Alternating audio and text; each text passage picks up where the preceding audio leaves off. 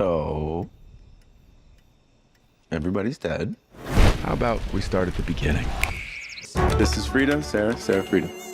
Cute nails. Thank you. This is our resident wonder boy, Heather, Camilla. Hey, what's up, man? Did we just jet off to a billionaire's island with a bunch of strangers? No, he's not a stranger. He's Slater King. It's James Wigney from News Corp in Australia. How are you both? Yeah, man. We're great. I can see that. Well, look, first of all, congratulations on Blink Twice. Yeah. It's one of those films I'm still unpacking several days later. Good. Channing, how did you feel that you were director Zoe Kravitz's first choice for this thoroughly disturbing character? And did she Concerned. explain to you why she thought you were the right man for the job? Concerned was my first thought. I was like, that's interesting. Why would you think of me for this? Because, huh? Like, okay. Is this something that I don't know that everybody thinks about me? Like I don't really. I never definitely know that no one thinks that I'm a tech billionaire. Yeah. Like that's I'm not a Steve Jobsy type. But no, I mean we had a really beautiful conversation, and like she definitely like laid on to me why, that this is something that she really believes is like a smart and an interesting exploration, I guess, and one that I was like, oh, that is an adventure and an exploration that I'm very, very here for. So I was grateful that she even thought of me. She has said that she felt that you were a feminist thanks to your work on the Magic Mike movies. Do you see yourself that way? And what does that word even mean to you? That's a really interesting question, man. I don't study feminism, like, so I don't know if I would ever use that word for me, but equality is I would call it equalitism. Equalist. I'm an equalist. And I am adamant about everything being equal. So again, I don't know how to like say, yeah, I'm a card carrying like feminist, because of course I would love to say that because I do believe in the female, even the archetype. I believe in the feminine. I was raised by women. I love my mama and I love my sister. My sister was a huge factor in my life, and she was a very, very strong feminist, more than likely. I think she would probably classify herself as that. And now I have a daughter. I just believe in women in general, and I've gotten a chance to work with a lot of the female directors. Weirdly, now that I look back on it, yeah. And so yeah, I guess yes, and like that word means just like, man, where we don't. I don't think we know how good that we have it, how we don't respect and appreciate the things that we are getting from women enough. And I think if we all just opened our eyes a little bit more and were showed a little more gratitude, things would maybe be a little more easy. Well said. Naomi, how did you relate to Blink Twice as a woman, reading those scenes about being told to smile and pretend everything was going to be okay and women being expected to play by the rules? Did you that being true to you? Yeah, like I've been walking down the street sometimes thinking big, real thoughts, and some guy is like, "Smile, baby," and I'm like, "I'm sorry, pardon, excuse me. My smile is not for anyone but for myself, and if I choose not to use it, sir, that is none of your business."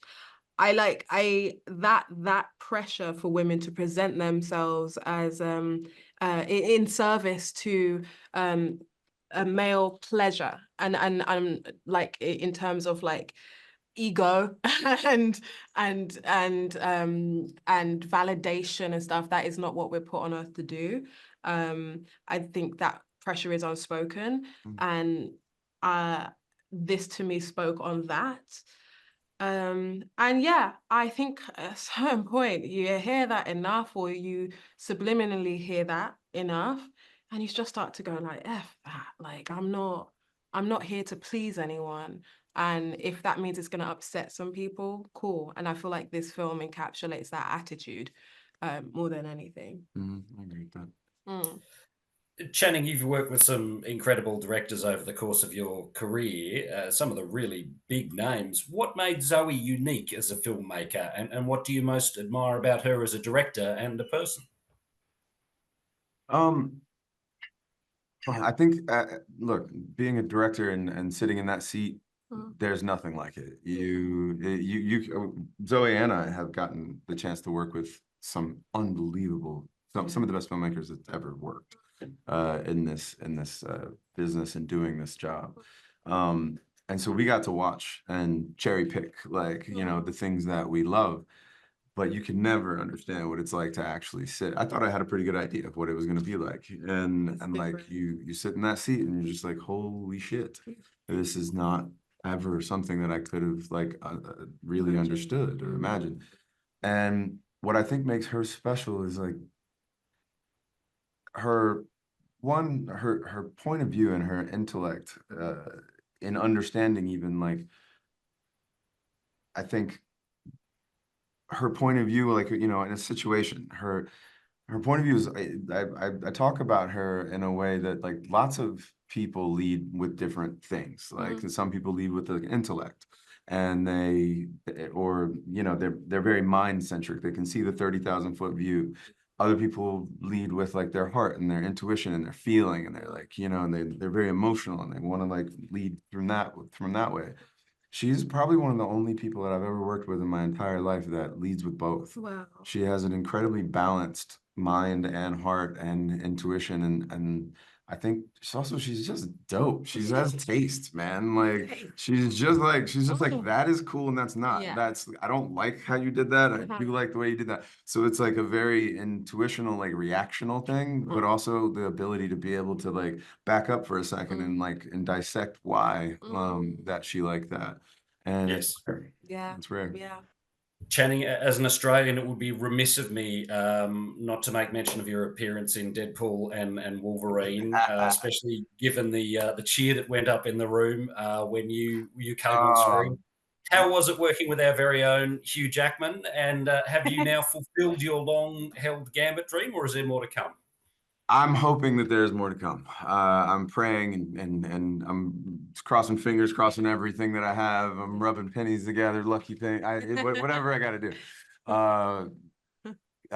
Hugh, on the other hand, I know that Blade is Marvel Daddy because he was the very first Marvel character to ever be made. People think it was like Spider-Man, but it was Blade. And this is not anything against Wesley because like he truly is, he's like the Godfather.